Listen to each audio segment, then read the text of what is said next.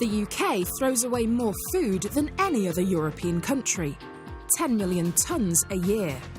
That's enough to feed an estimated 145,000 people for life.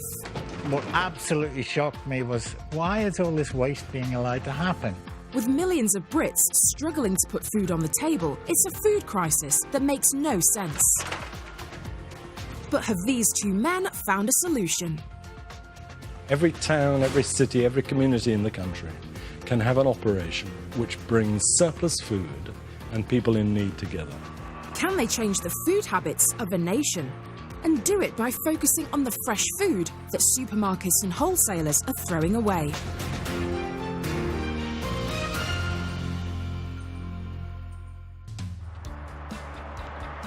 David Cairns and Robin Aitken are bringing a radical scheme to London to crack down on the scandal of food waste, whilst also helping those people most in need. It is very exciting because it's the first time we've ever actually been able to prove that we can replicate this thing. We've been following them as they've signed up volunteers. Hi there, I'm Nick. Nice to meet you, Nick. I'm Anne. Picked up mountains of food. There's a lot of stuff here. And delivered it to charities who would otherwise struggle to feed people. This place, there's something so magical about it. Every time we get to that place there, we get a donation in. Now they have 17 food businesses on board and dozens of London charities signed up. We've got quite a lot to do. Take this one. This is what we've got today. I've deliberately put in lots of cakes. Really, we couldn't do the work we now do without Felix. I'm always amazed when I fill this car up to think that all of this would just be put in a landfill. With projects like the Felix project, it literally gets to the people that need it. Have you got carrots and stuff? But with mountains of fresh food still waiting to be delivered. There's not enough storage. It's just not manageable for us to have this much. And dozens of charities across London desperate to receive it. There's 52 families in this hostel, so this is just a token of the amount of food they probably need, you know. The team's challenge now is to expand with a new depot. It's 9 a.m. at the Felix Project HQ in West London. David and Robin are off to investigate possible locations. See you later. All right, see you shortly. It's very important that we find a new depot quickly because we've set ourselves an ambitious expansion target. Having proved that we can actually do this in London, it's the logical next step that we will move on and try and do it somewhere else in London, because if it works here, it should work there. They're starting their search in Tottenham to the north of the city.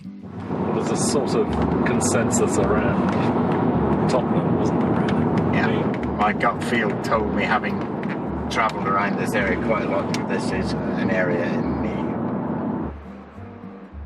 Tottenham is in the borough of Haringey. David and Robin anticipate there'll be a need for the food bank services. My guess is there will be a lot of charities in and around here. But the new depot also needs to be well placed logistically and rich in potential food suppliers. The key criterion are deprivation. Is it an area of deprivation? 2, what is the availability of supply? 3, what are the logistics like in terms of access to major arterial routes? From here onwards is sort of the area that we're talking about. Their first stop is an industrial estate just a stone's throw from the North Circular, one of the capital's major ring roads. Cipro Food, Best Way Wholesale. See, this is the kind of place. So far, the signs are looking good. This is a real target area, this place. Look, you can have all your requirements in one place. This is a find in itself. One of the things about developing this is you've got to find a whole load of different suppliers and stuff. But this particular area seems to have the mixture that you require all in one place. The plan is to open 5 depots by the end of 2017. It's a statement of the blindingly obvious, but London's a big city, so you can't satisfy the demand from one depot. So we're going to have depots north, south, east and west. They may well have found the location for their second depot. This is the area we think, because it hits the 3 criterion. Obviously, we know that it's a fairly deprived area. We've just found out that there's a huge supply within a 5-mile radius. And on top of that, by looking around, we've been able to see that there's so many industrial estates, we must be able to find a unit here. Their challenge now is to find a vacant lot. The key to this approach of tackling food waste is redistributing fresh food that the supermarkets would otherwise throw away. But the problem of food waste often begins before the food even reaches the supermarket shelves. It's not good enough to say that people have spent X months producing vegetables and whatever else for us to just turn around and say, well, that's fine, yeah, we'll throw them in the bin. It's basically saying that we don't appreciate the effort that people have made into producing this in the first place, and that's wrong. Charlie Dunn's family has been running this apple farm in Kent for the last 200 years. Our main customer is the supermarket, so majority of our fruit will inevitably end up there.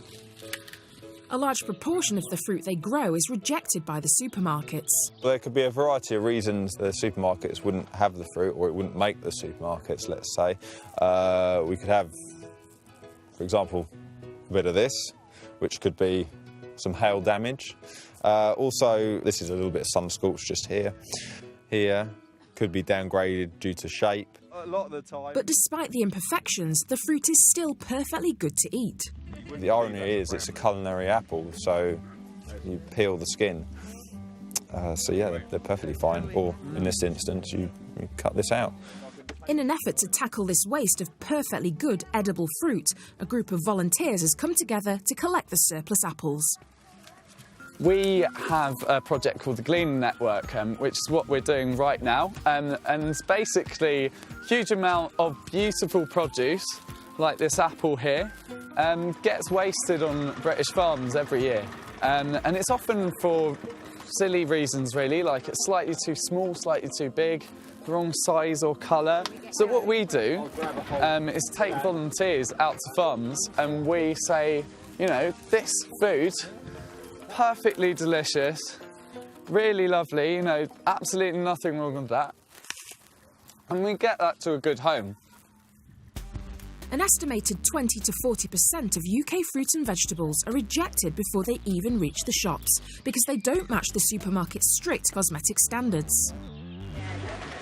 Just think of them almost like eggs, and they won't bruise. Projects like this allow them to be redistributed to charities that feed the poor and needy. Today we're going to be giving a lot to FareShare. They're one of the largest food redistribution charities in the UK, and they pass all those out to hundreds of homeless hostels, women's refuges, drug rehabilitation and other projects dealing with food poverty and isolation. They pick very easily right now. They literally are just in the palm of your hand. Click and lift. With 8.4 million people in the UK struggling to put food on the table, community projects like this can be extremely powerful. This would never make it into a supermarket. It's objectionable, apparently, on aesthetic grounds. It's ugly. It's not the kind of thing that consumers want to buy, except that actually it's a completely perfectly fine apple. Yeah, beautiful. I think we've almost been groomed into the idea that if it looks shiny and beautiful, it must be better. Whereas with naturally growing things, that's not necessarily true. Can you see they got marks? So. Yeah, but they're good to eat. It's really very heartbreaking that so much good food is going to waste, and there are plenty of people who got nothing to eat, and I felt that as a citizen it's my responsibility, you know, to do something for the society. And yeah, that's why we're here today. That's it, fruit chain. How about the apple gangers instead of the doppelgangers? Once people understand that in their community there is this level of food waste, I think it does start to pull disparate groups together to actually try and do something about it.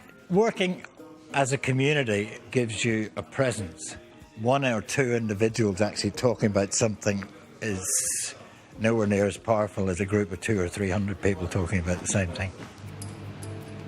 Raising awareness of food waste and encouraging people to do something about it are two of David and Robin's main priorities. They're hoping their model will find some followers elsewhere in the UK. Everywhere in the country wastes food. There's always surplus food at supermarkets. There are always charities in need. There are always people looking for volunteering opportunities. I see no reason at all why every town, city community in the country shouldn't have one of these. One man who's been particularly inspired by David and Robin's model is Luton-based Muhammad Ali. I was just having dinner one night with my family and I was looking at my children and I was thinking to myself, you know, you boys are so lucky that every night you're getting a hot meal, whereas, you know, in Luton and nationwide there's families, people who aren't as fortunate. Ali now wants to set up his very own food waste charity in his hometown of Luton. So far, Ali's got a garage. At the moment it looks pretty messy, but it's going to be completely empty, completely tidy. A fridge for storing food, a car and himself. It's a one-man band at the moment, but that doesn't put me off at all. We usually find it's one person on his or her own at the beginning. Hi, it's Ali calling regarding the food project based in Luton. I just wanted to confirm whether it's OK to pick up the food from yourselves. With no prior experience of a project like this, Ali is having to learn everything as he goes along. Feeling a bit nervous and a bit anxious. I don't know why. Maybe it's because I'm just sort of starting up and, you know, I'm coming into contact with some of my suppliers for the first time. With no volunteers on board yet or vans to deliver the food, he's decided to start small by targeting local high street shops. Hi, I'm Ali. We spoke before regarding the food to be donated for my project. Thank you. OK, thank you very much. So that's bread, fruit and some packaged stuff there. OK, thank you very much. Thank you. Yeah, it's quite exciting to be picking it up for the first time and, you know, there's such a variety there. But picking up the food is one thing. Finding charities to deliver it to is quite another. I don't have any concrete recipients in place at the moment. I'm looking at potentially just walking into a church and asking them, see if they're willing to take the food. As the food is perishable, Ali needs to deliver it either today or tomorrow to make sure it's still fit for consumption. But without forward planning, this isn't as easy as it seems. It looks like it's shut. No, it's shut. So maybe we can try a few. There's another one down the road, on this same road, just a bit further along. There's a church here. If it's open, I'll obviously discuss what the project is about. Yeah, I think it's closed, to be honest with you. It's not going well so far, but Ali's not giving up. Hi, good afternoon. My name's Ali. I'm just phoning, just wanted to find out if you accept food donations. You do. I just spoke to a really nice lady on the phone, explained what I'm doing, what my project is all about, and she said she's more than happy to accept food. Eureka! Now all that remains is to find the charity. I've no idea where this place is. Hopefully it's not down here somewhere. There's Keach Hospice over here. Now, I feel a bit bad asking one charity organisation about where another one is. So what I'll do is, if I can just leave the food here, I'll just quickly pop in there. OK, so it's right down the other end. So go out the door, turn right. Yeah. Keep walking right down under the flyover. This just gets better and better. It's actually back in that direction. Eventually, after another 5 minutes of walking, Ali finally finds the charity. Oh, here we go. Yeah. Glad I'm here. This charity provides food, clothing and medical care to homeless people. And although its staff don't want to appear on camera, they do initially accept Ali's food. I explained what I'm doing, what project I'm looking to set up in Luton. They saw the food that I was donating and they were more than happy. But they don't agree to receive food on a regular basis. So Ali's challenge now is to find some charities who are willing to sign up for the long haul. The barrier that I'm facing, a lot of organisations can't believe that it's actually a service which I'm willing to provide free of charge, because I'm picking up food, which is saving costs for the supplier, and then I'm donating it to the charity or the organisation who they don't have to pick it up from anywhere. So, you know, it's a win-win situation for all, but I suppose that's the challenge that I'm facing at the moment. Building up a reputation amongst charities and suppliers has taken our food waste pioneers time and effort. Now that reputation is established, the requests from charities are flooding in. This is why the plan to expand is becoming ever more urgent. We have a business plan that says that we're going to open 5 depots by the end of 2017.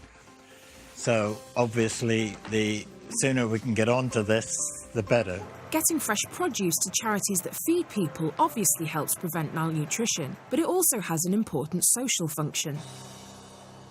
I think one of the saddest things about poverty is the way that it marginalises people. So people feel that they're not wanted by society, they're not really part of society, and the organisations which provide meals for them, these are organisations which stretch out a hand and say, actually, we haven't forgotten about you, you're very welcome to come here and we'll give you something to eat, we'll have a bit of fun together and a bit of society together, you know. One of the newest additions to the London Charities fold is the community of Sant'Egidio in High Street, Kensington. They're an Italian charity who have a group here in London, and they organise meals for the elderly once a month. In the beginning, it was just like a tea and biscuits, but then later, many people start to come in, so then we start to do a dinner. It's like a dinner in the afternoon. The role of an organisation like the Felix Project or the Oxford Food Bank is to actually say to those organisations that, yes, you're not forgotten either. The good work that you do is recognised by us. Do we see what we've got? Yes, let's do it. And what's more, we'll give you free food so you can do it better. And you don't need a pumpkin? We absolutely need pumpkins today. So. Excellent. Do you need bananas? We've got yeah, we always do a little bit of a dessert, so bananas will be perfect. Will you use potatoes? Maybe one, yeah. Okay, sure you can't use two? Thank you. There's not very many mushrooms, but you're very welcome to have them. I brought some different types of tea. And this is all tomatoes and passata. Thank you very, very much. The food that the London charity has saved from going into landfill will be used by the volunteers here to help make a meal for up to 70 people. The Felix Project, it's help a lot. They give the most of the food. So if they not give this food for us, we have to buy it. The money we save from here, we get sandwiches and crisps that we make a bags every Saturday and go on the streets to see people. Once the food comes in, it's down to the team to use their Italian flair to create a meal from it. Today we have a vegetable soup. And then the second course, we have pasta that's called matriciana. The sauce is here. It's matriciana, so basically with pancetta and tomato sauce. Al bacio, come si dice, the kiss, the matriciana and the kiss. Then we have a pancakes with filling with chicken. Imagine if you have to buy this, it's very difficult for us to fold it, all the costs of the food. But then if they give to us, it's going to be fine because we don't need to spend money in this thing. We can spend money for the other things.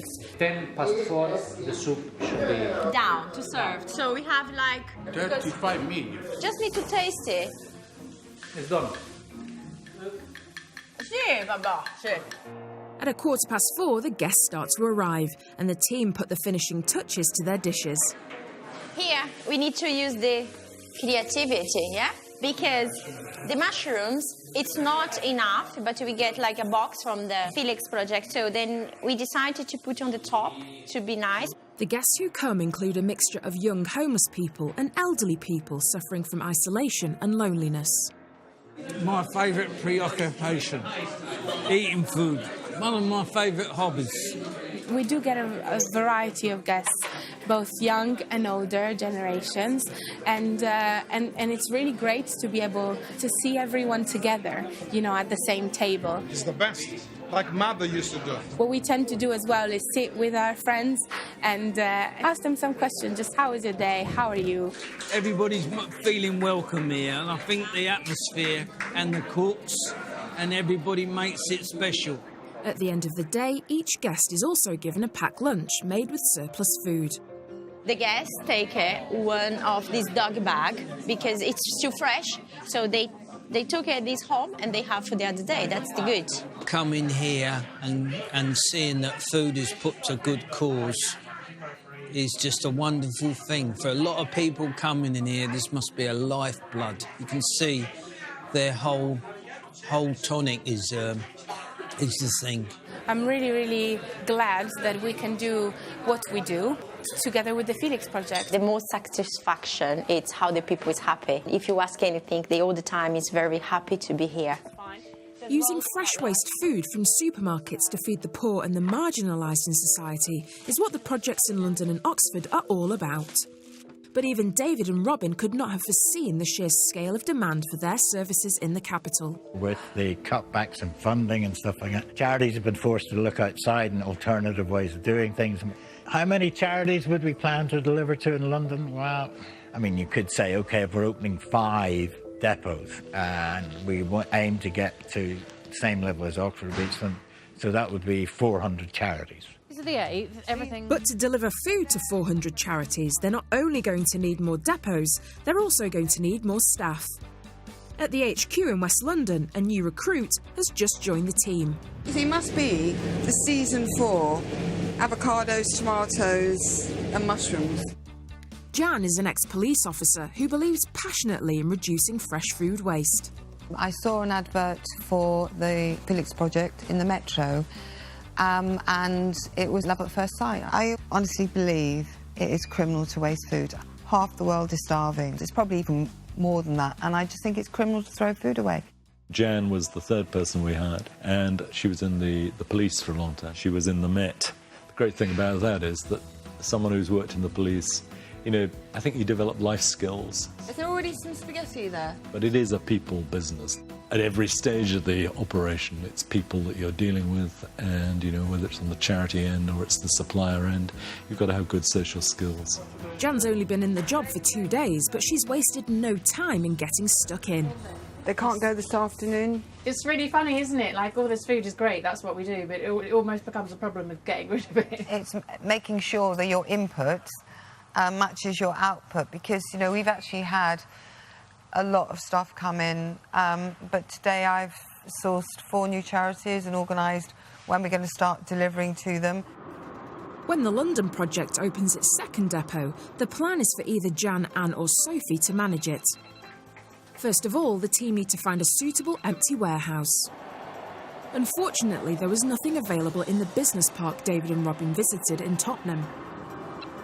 David is off to Leighton in East London to see if he can find a suitable space there. The requirements are always demographics in terms of deprivation, then road links, then, you know, suppliers and depots, and that will decide where the depot goes. Leighton is in London's 6th most deprived borough and close to the busy North Circular Road.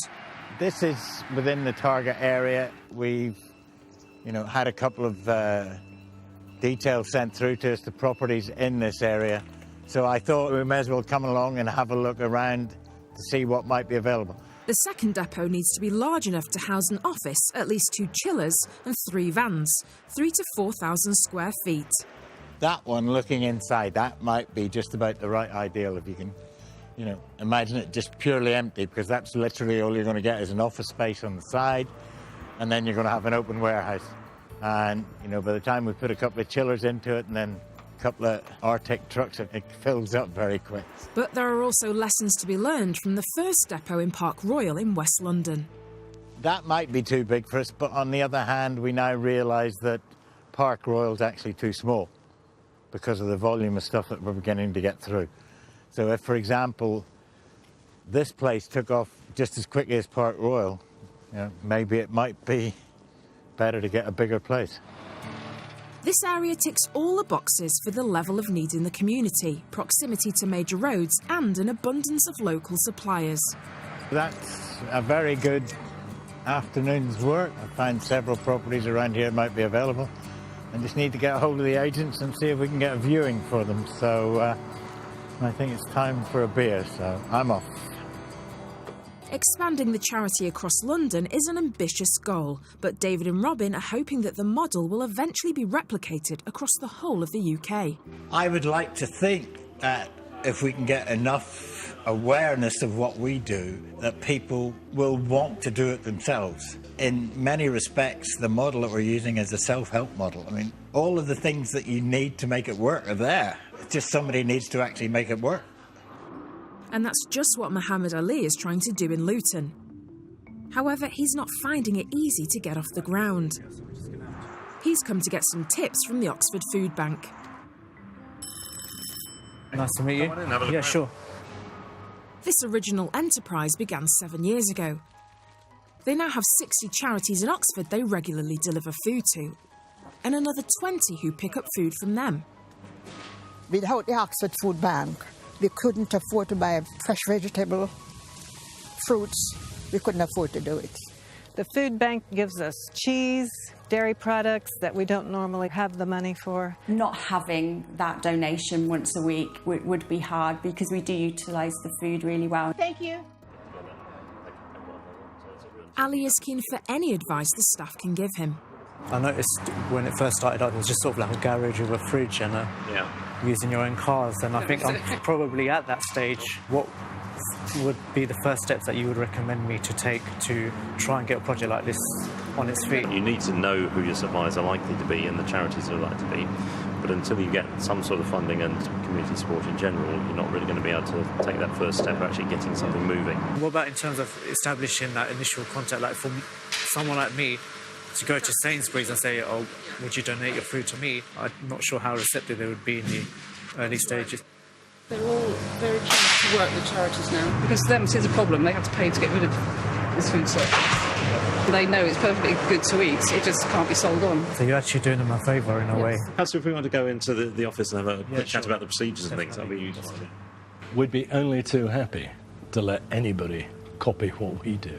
But actually, you know, it's so simple in essence that all you need to do is to listen to the next sentence, you know, which is, we find suppliers of food who have surplus food, we take it, we gather it, we sort it, and we give it to charity. That's the whole thing, in a nutshell. It looks challenging, but you know what isn't challenging in life, and seeing the work that they're doing for the local community, not just in terms of reducing waste, but also reducing poverty in effect. You know, it's been a real eye-opener, so taking all that back with me to Luton, I'm quite eager and quite motivated to get up and running. All these projects start with 1 or 2 individuals, as ours did. It can be something as simple as 1 man in a van and 5 charities and 1 supplier. And no matter what you do with that, it's an improvement on the current situation. David and Robin's eventual plan is to change the food habits of a nation. With supermarkets rejecting 20 to 40% of UK fruit and vegetables, they believe we should all be holding the supermarkets to account. What we can all do, aside from making sure that we don't waste food in our own fridge, we can all bring pressure to bear on politicians and on the food industry itself. You can make a bit of a nuisance of yourself at the local supermarket, perhaps. Say to the manager, I don't like the fact you're wasting food. You know, what are you going to do about it? One supermarket that's attempting to address the problem of food waste is Tesco, which has teamed up with some of its suppliers to try and ensure that all the food they produce actually gets used. Hi, John, how you doing? Morning, George, how you doing? Yeah, good, thank you. Branston in Lincolnshire is the food giant's main potato supplier. They've been working with the supermarket to find ways of ensuring that as many potatoes as possible make it onto the shelves.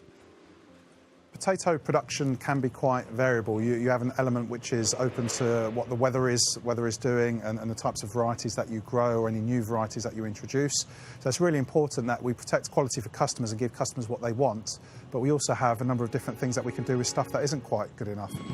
The factory has found a way of grading potatoes so that even the less aesthetically pleasing ones make it into the food chain. So we've got Piper going through now, Morris Piper going through, and they'll go into the packing lines, and we'll go into a variety of different packs, starting from our premium packs and our large baker packs, all the way through down to our smaller size and our wonky veg size. Misshapen potatoes now go into the wonky veg range, while any spuds with skin defects are sent to the prepared factory, where they're peeled and turned into mashed potato, chips or wedges. All this basically is what they can't use it fresh. So they've utilised the crop as much as possible. They've sized it and graded it to their specifications.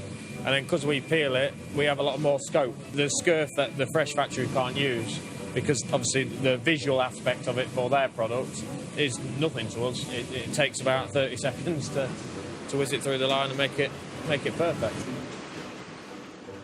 Beneath the skin, these imperfect potatoes are just as good as the unblemished ones. Now, instead of heading to the landfill, they end up on the supermarket shelves. At least 270,000 tonnes of surplus food from the UK food and drink industry could be given to people who need it each year. In London, David and Robin are still only delivering to a fraction of the charities that help feed people. How many charities would we plan to deliver to in London? Well, that's a difficult one because we're only just finding out the density of charities. They need to find another depot to expand their operation. So while David continues his search in Leighton, Robin and fellow trustee Michael have come to take a look at nearby Walthamstow. It's quite an industrial area, isn't it? There's lots of premises up there. What we need to look at is being able to supply a sufficient number of charities that can take the food. And I don't think there'll be any problem finding charities in this area. The more important thing at the moment is to lay our hands on some warehouse. It's apparent that this area could benefit from the food bank's services. But they also need to ensure that there are sufficient food supplies around and good road access for the vehicles. It's important to know that we can keep to a minimum the distance that we have to move stuff. Ideally, we should be working our routes so that we don't have to go back to the depot at all. I mean, we're going to be picking stuff up and dropping it off directly at the charities that it's going to. This area looks promising from the outside. Which one is it? 23? The thing is this one over here. But until they actually get inside, they won't be able to tell whether it's suitable for their needs. Hi. Hi. How are you doing? Hi. Hi. I'm Nick. Michael, hi. Robin. How are you? How do you do, Nick? What's the square footage here? That's the details there. So we've got just over 1,900 square feet. 1,900, does that include the mezzanine? That includes the mezzanine as well. Right. With vans constantly coming in and out, the depot must have sufficient headroom, so the mezzanine could be a problem. Squeezing in a mezzanine to create extra square feet doesn't really work for us. The trouble is we use these high roof vans. They also need sufficient space to store the fresh food. Yeah, we'll be struggling to get one of the chillers in for a start. You wouldn't get a chiller in here. I would imagine the ceiling's too low. There's no chance of getting two adjacent units, possibly. Yeah. It's unlikely. We don't have anything else in the area that would be bigger. There's a few things, options we can send across. Can you do that? Yeah. Okay. It's not the result they were hoping for. It's become increasingly clear that expanding the project across London is going to pose some huge challenges. Yeah. What's the market like at the moment? I mean, it doesn't seem to be that much around. No, there's a lot of units being demolished and redeveloped because it's more valuable as residential property. Sure. So we're finding that these units are very few and far between at the moment. Yeah, that explains quite a lot actually, because it's surprisingly difficult to find anything at all, really. With almost 40 charities now on their books and more signing up every week, it's vital to get more space. Okay, well, probably the right area, but, the wrong place, so we'll just have to keep on looking. No? Yeah, I agree, actually. Right.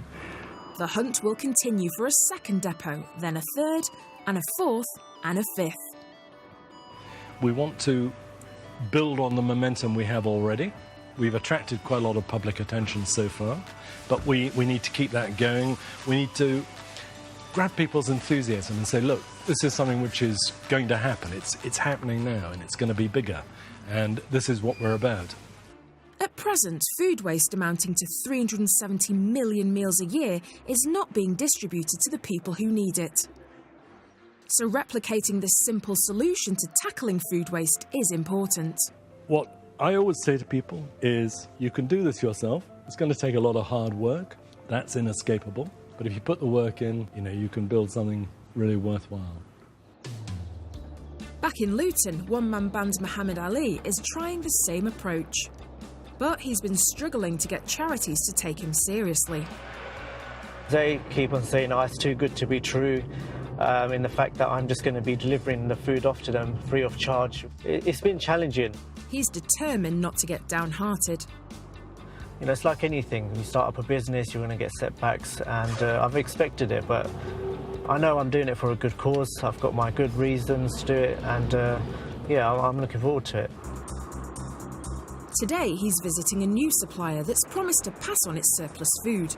They've kindly agreed to donate some fresh fruit and vegetables, and hopefully we'll get a good quantity. You know, I don't know what to expect. I won't feel relieved until I've picked it up and then dropped it, and then it'll finally start to sink in that, you know, this is taking off. You okay? You're right, so this is for me, yeah? Okay. Okay, thank you very much. Okay, I'll speak to you soon. Okay, thanks a lot. Take care. This is quite a good supply. We've got mix of pears, oranges, bananas, apples, so it's a whole mix there, and I'm quite pleased, and obviously this can now go on to benefit people who need it most. The supplier has also agreed to make these pickups a regular arrangement. This particular supplier is like, yeah, I've got loads of fruit and vegetables which I can give you on a regular basis. The key is to maintaining these relationships, not to let them down if I've, you know, agreed a pickup date to go and pick it up. This time Ali has also done his homework with regard to charities. He's delivering the food to a day centre which provides hot, cooked meals and shelter for the homeless in Bedford.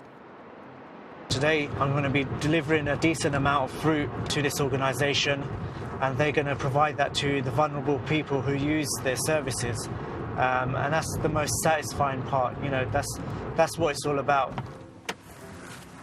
Hi, it's Mohammed from the Helping Hunger Foundation. Hi, Ali. Right? Yeah, so this has been kindly donated by suppliers. You've got bananas, pears, apples. If you look at that, that is perfectly fine in many respects. It's just visibly blemished. More than happy to accept those. These look great. I mean, there's absolutely nothing wrong with those. Yeah, but to think that this would normally be thrown away. Ali's plan now is to establish an ongoing relationship with the day centre. Please take a seat. If all goes well, it could become his first regular customer. You know, I'm trying to establish my name, my brand, my whole project, and I've had rejections, I've had, you know, maybes, ifs and buts. I was a maybe when you phoned me up. I said, yeah, we're really interested, but we need to talk about things. Chief Executive Ryan's main concern is the freshness of the food that Ali is delivering.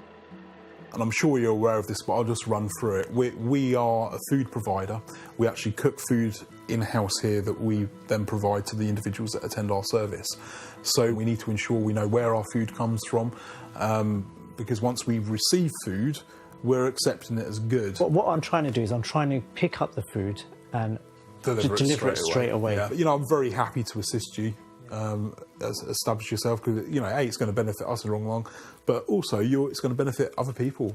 There are 3 prime things you need for survival above all else, and that is food, water and shelter. Very nice to meet you. Pleasure to meet you. And I look forward to working with you. See you later. Take care. What Ali is doing for us is going to enable us to help provide that food to people that otherwise probably wouldn't eat. I feel really excited because it's sort of like my first organisation, if you like, that has put in you know, concrete plans to work with me, and you know, all the hard work, all the background work is paid off. The food that I've dropped off today is going to be literally served out to vulnerable people tomorrow morning, and it's nice to know that it's going to make a difference. It's inspiring, but that's what it takes. It takes individuals with guts to try and make a difference, and people like Ali are the start of hopefully something bigger and better. Ali is only at the start of his waste food adventure, but if he follows David and Robin's example, the sky's the limit. It's been 6 months now since the London charity first opened its doors, and the rate of expansion has been phenomenal. Hi, the Felix Project. Our volunteer numbers have gone up by like 5 times what they were. The supply is just insane now, the amount of food that we're getting in, and we've just started to be able to deliver to more charities as well, so it's really good. Did you go to Westfield? Yes. Yeah? All Get good? lots of stuff, 2 crates. When you see the volume of food, the cold room's going to be twice the size, you know, so that's coming tomorrow, new cold room. The whole of the warehouse is going to be moved around. We're going to have shelves up to accommodate the extra food that we're going to get. I don't talk about anything else, because it is so overwhelming and exciting and interesting and exhausting. And today is a very important day, as the charity's founder, Justin Byam-Shaw, is paying the team a special visit. Well, I'm just having a quick sweep up, so it looks good for when Justin and Michael come. Justin set up the London charity in memory of his son Felix, who died of meningitis at the age of 14. I know that, you know, from speaking to Justin, Felix was a really empathetic young man, and had a real issue with inequality and people not being able to feed themselves. And Justin and his wife Jane wanted to set this up as sort of his legacy. And yeah, it's a pretty amazing thing to do. Today is an opportunity for Justin to meet the full team and take stock of how far the charity's come. You've not actually met Justin before, have you? No, we've kind of missed each other. I think we just want this place to be a success, and, you know, it's quite difficult to measure the success, especially when, you know, we are here all the time. I'd love to know that he's happy with what, you know, we're doing, because we are all working really, really hard, and, you know, it's such a good project. Hi, Sophie. Hello. Who have you collected from today? Been to Marks & Spencer's, Waitrose, Costco, which is a regular daily, Sainsbury's and Chiswick. The fridge is pretty bare today, well, as of this point, which is good. Good. We've managed to get everything out. Justin has been monitoring the London project right from the start and now wants to let the team know what they've achieved. Great to meet you. And what a change from last week, even. What's been achieved the last 6 months, I think it is fantastic. So I'm going to give you some numbers about where we are. In March, we had no volunteers, one person, Anne, one van. She did 18 collections a week from 3 suppliers. So scroll forward 6 months to October, and we have 114 volunteers. There's 127 collections we did in October from 17 stores. Already this week we've got 5 new suppliers, so that 17 goes up to 22. We're about to hit 40 charities. We just had 4 in March. Anne tells me that this equates to 2,000 people that we're feeding every week at the moment. And my guess is that we'll be at 3 times that in 6 months' time. It's an extraordinary first chapter for a new charity and a tribute to the sheer hard work of everyone involved. Sometimes I think when you're here and you're just stuck in the sort of the craziness of it all, it's really hard to actually take a step back and realise what you're doing. And when I go home, sometimes I think, actually, what we're doing is pretty amazing. I'm really proud to work for such a good organisation, and it's every bit as good and fun and worthwhile as I knew it would be. We've now got a database of hundreds of volunteers that want to come in and help. We've got a database of charities. But now it's just a case of all systems go. It's really nice. It's a really amazing feeling. In 6 months, this London charity has grown from a team of 1... Good afternoon, the Felix Project. ...to a team of 117. So, yeah, we're absolutely at a full rota this week. Between them, they've picked up 50 to 60 tonnes of food. Oh, my goodness me. That's rather a lot, isn't it? Delivered it to almost 40 charities. Fantastic work. Thank you. Brilliant. See you. Yeah. And helped to feed 2,000 people every week. It's life-saving for me. Working for this place, I don't know how to manage. It's amazing what you can do with that food, and it's a shame to throw it away. David and Robin hope that the model will be copied nationwide. Oh, I'd love to see our model embedded in the whole food process across the country. And change the way we produce, sell, buy, eat and dispose of fresh food. It's a sin to waste food when people are in need. When the penny drops and people see that something can be done by bringing those 2 things together and by collecting the food, giving it to people in need, those are 2 things which any decent society, any decent community will want to do. Homes Under the Hammer coming up next. Lucy's found a room without a view, a lean-to that needs a lot of work. If you play badminton, you'll be interested by one of our hospital bed stories at 11. And the Rip-Off team get their teeth into our food again at 11:45, testing what's fresh and what's foul. All to come this morning.